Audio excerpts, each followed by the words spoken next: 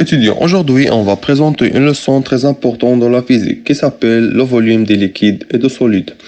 Premièrement, on va voir la notion de volume et après la notion de capacité et finalement comment convertir des unités et des capacités.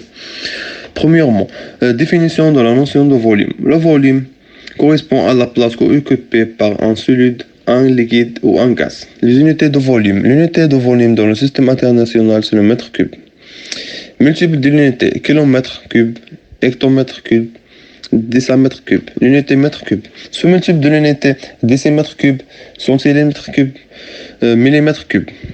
Notion de capacité, définition. La capacité d'un récipient représente le volume maximal que peut contenir ce récipient.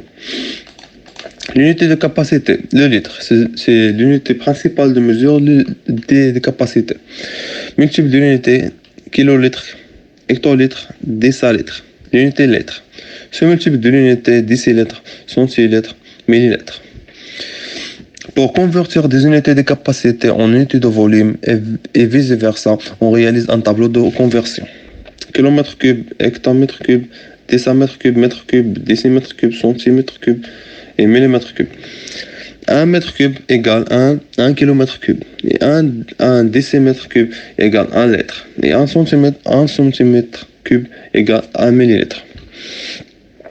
Pour mesurer le volume d'un liquide à l'aide de récipients gradués, il existe au laboratoire des autres récipients gradués comme verre, papier, bécher et pour bien comprendre, on va faire une simulation pour mesurer le volume d'un liquide.